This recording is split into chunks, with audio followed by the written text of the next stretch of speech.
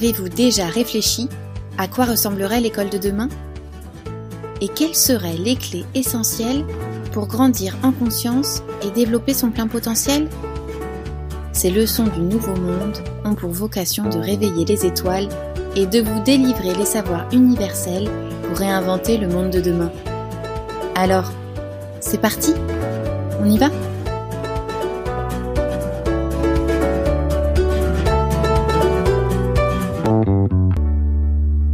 Les leçons du nouveau monde, leçon numéro 4. Déployer sa créativité. Oyez, enfants de la Terre, bienvenue pour ce nouvel enseignement du nouveau monde. Vous allez voir, ce sera haut en couleurs.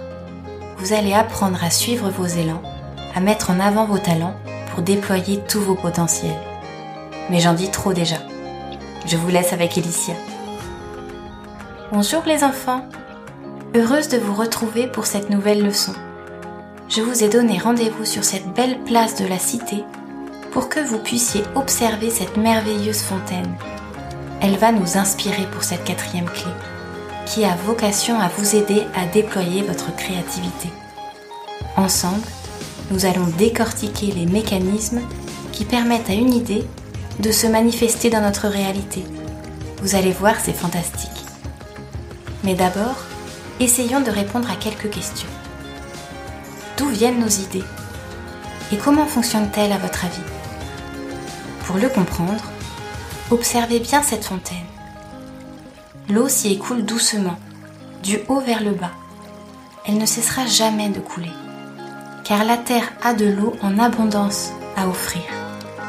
Parfois pourtant, au lieu d'être fluide et continu, le flux ralentit et même s'arrête. On peut se demander si quelque chose ne ferait pas obstruction, comme des pierres par exemple, un amas de terre ou des végétaux. Comprenez maintenant que le flux de nos idées est pareil au débit de l'eau. Il nous vient d'en haut, de notre conscience supérieure, mais aussi de l'univers et du monde invisible qui vit tout autour. Pour s'écouler en nous, ces idées doivent se frayer un chemin à travers nos pensées et nos émotions, qui sont comme des petites pierres qui peuvent bloquer le passage si elles sont trop imposantes. Quand nous sommes frustrés de ne pas avoir d'idées, repensons à cette fontaine de jouvence qui fonctionne aussi à l'intérieur de nous. Explorons ce que nous pouvons travailler en nous-mêmes pour libérer la voix. Une fois ces pensées régulées, ces cailloux enlevés, nous rétablissons la connexion au monde d'en haut et retrouvons l'inspiration qui jaillit en nous de manière puissante. Ainsi, vous pouvez retenir qu'une idée, c'est cela, une impulsion lumineuse, comme une étoile filante qui va tenter de se frayer un chemin jusqu'à nous, pour que nous puissions la matérialiser et la faire rayonner. Ça donne envie de nettoyer nos tuyaux, n'est-ce pas? Maintenant que vous avez compris d'où viennent les idées, j'aimerais que l'on s'intéresse à la manière de les matérialiser, c'est-à-dire de leur donner vie dans la matière. Et oui, c'est bien beau d'avoir une envie lumineuse, encore faut-il la déployer. Lors de nos précédentes leçons, nous avons déjà beaucoup travaillé sur les pensées et l'importance de les éloigner de notre esprit quand elles sont négatives et pesantes. Vous êtes d'ailleurs devenus des as de la pensée positive. Pourtant, la pensée peut être puissante. Quand celle-ci est maîtrisée, elle devient créatrice, au point de créer notre propre univers. C'est magique. Les plus sages et aguerris d'entre nous savent matérialiser instantanément leurs idées. Quand ils pensent à de merveilleuses fleurs sauvages, par exemple, elles apparaissent immédiatement devant eux. Bientôt, avec un peu d'entraînement, vous parviendrez aussi à donner vie rapidement à vos envies. Mais avant d'être des experts en la matière, vous aurez besoin d'une recette vous permettant d'avancer étape par étape. Êtes-vous prêt à l'écouter? Pour déployer votre créativité, il vous faudra de l'inspiration à foison. Vous l'avez vu tout à l'heure, il faut permettre aux idées de nous parvenir en étant à l'écoute des messages que nous envoient les cieux. La respiration est très utile pour cela. Quand on aspire profondément et consciemment, on se met en lien avec tout ce qui existe dans l'invisible et qui va nourrir notre être et notre créativité. Ainsi, nous pouvons nous laisser inspirer par la nature, la beauté des personnes, de la musique ou le silence simplement en se mettant en lien avec eux.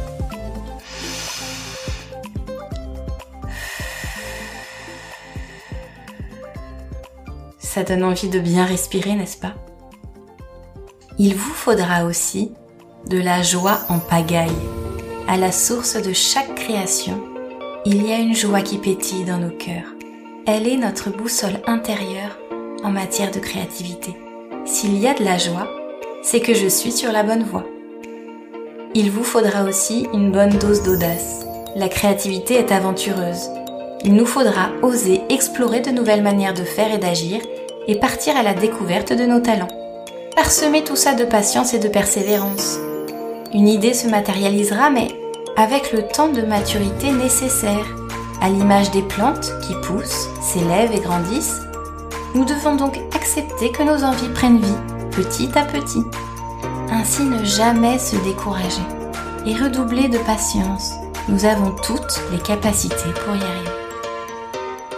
L'imagination sera votre dernier ingrédient pour vous permettre d'offrir au monde une création magique et qui vous ressemble. Laissez courir votre esprit dans les contrées lointaines et enchantées. Autorisez-vous à rêver de merveilles qui peut-être n'existent pas encore. L'imagination vous permettra d'habiller votre invention et de la revêtir des plus beaux atours pour qu'elle rayonne et diffuse l'amour. Je vous laisse intégrer cette recette et vous retrouve tout à l'heure pour la mettre en pratique. Quelques heures plus tard, Alicia retrouve les 5 enfants dans une merveilleuse vallée parsemée de 1001 fleurs aux couleurs chatoyantes. Le spectacle est grandiose. Nous voici à nouveau réunis pour mettre en pratique la leçon de ce matin. En vous donnant rendez-vous ici, dans cette belle vallée, je voulais vous montrer à quel point la nature est belle, grâce à sa diversité. Regardez toutes ces couleurs. Tant de nuances de bleu, de rouge, de rose, de l'orangé au violacé, du vert en passant par le doré. C'est une merveilleuse palette de couleurs que nous offre la terre-mère. Pour que l'humanité soit aussi époustouflante que cette vallée, il lui faut des hommes, des femmes et des enfants qui incarnent pleinement leurs couleurs. Chacun a sa particularité, son talent, un don naturel qu'il développe sans peine et qui viendra compléter ce magnifique arc-en-ciel que nous formons tous ensemble. Vous avez tous de nombreux potentiels, les enfants.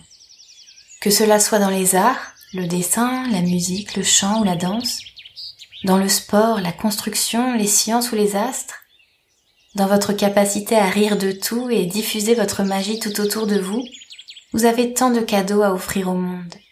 Je suis chaque jour émerveillée par ce que vous êtes. Cet après-midi, nous nous retrouvons pour partager nos talents. Je vous laisse un moment pour aller puiser l'inspiration nécessaire dans la nature et nous nous réunirons ensuite pour offrir au groupe notre création. Après une bonne heure de méditation et d'exploration dans la nature, Alicia et les enfants se retrouvent en cercle pour présenter leur invention. Avant de commencer, elle leur donne un dernier conseil. Quand nous faisons face à d'autres personnes, nous pouvons ressentir du stress, avoir notre rythme cardiaque qui s'accélère et en perdre nos moyens. Pour éviter cela, pensez à respirer. Je ne le dirai jamais assez, mais inspirer et expirer profondément et en conscience nous permet de nous relier au ciel et de nous donner l'élan nécessaire pour nous lancer. Voici un petit exercice qui va vous aider. Tenez-vous le dos bien droit, fermez les yeux et inspirez avec le nez, profondément. Imaginez que vous vous emplissez d'une lumière blanche et dorée pour qu'elle se diffuse dans toutes les cellules de votre corps. Gardez cet air nouveau et bienfaisant un instant dans vos poumons. Sentez comme tout votre être s'en imprègne. Puis, expirez par la bouche, videz complètement vos poumons afin de libérer et de diffuser toute cette belle énergie autour de vous. On se sent tout de suite mieux, n'est-ce pas? Pensez à faire cet exercice régulièrement. Maintenant, en scène les artistes. Vous allez vous avancer un à un pour présenter ce que vous avez préparé. Pas d'inquiétude, vous serez encouragé et applaudi après chaque représentation. C'est un moment fort, rempli de joie et de gratitude, de donner et de recevoir de si précieuses offrandes faites avec le cœur. Alors merci à tous. Elio s'avance le premier pour présenter son œuvre. Il s'est lancé dans du land art, une création éphémère, faite de ce qu'il a trouvé dans la nature. Constitué de fleurs, de bouts de bois et de pierres, il a créé un merveilleux mandala en spirale représentant le soleil. C'est merveilleux. Puis c'est au tour d'Irine, qui a décidé de leur offrir une chanson. Elle inspire, puis leur chante une musique d'un autre temps, gracieuse et enivrante qui les fait voyager loin. Après, c'est au tour de Lohan. Il leur a préparé une scénette qui les fait beaucoup rire. Il a vraiment un grand sens de l'humour, quel talent. Mayline leur demande de la suivre et les emmène un peu plus à l'écart pour leur montrer une cabane qu'elle est allée construire dans les arbres. Les enfants s'émerveillent et Mayline reprend le sourire. Elle doutait d'elle et de sa création.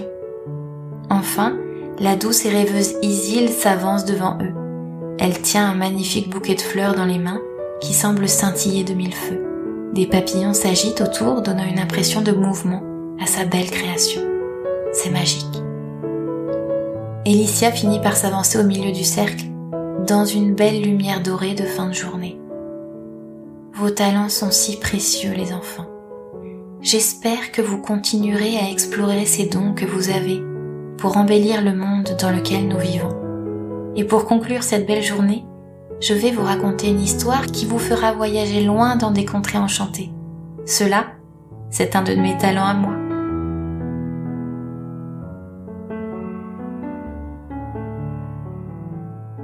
Merci les enfants d'avoir suivi cette leçon. J'espère qu'elle vous aura donné envie de vous lancer dans des créations en tout genre. N'ayez pas peur, ayez confiance, amusez-vous. Le monde n'attend que ça. Et pour finir, voici ma création à moi, un poème. Vous pouvez vous aussi en inventer, n'hésitez pas. Il te faudra rire et jouer pour déployer toute ta créativité. Croire en toi et en tes qualités pour donner vie à tes idées. Tu as déjà tout en toi. À l'image de cette fontaine qui abonde d'eau et de mystère, nous regorgeons d'amour et de lumière. Alors fais confiance, suis tes élans pour mettre en avant tes talents. Ciao!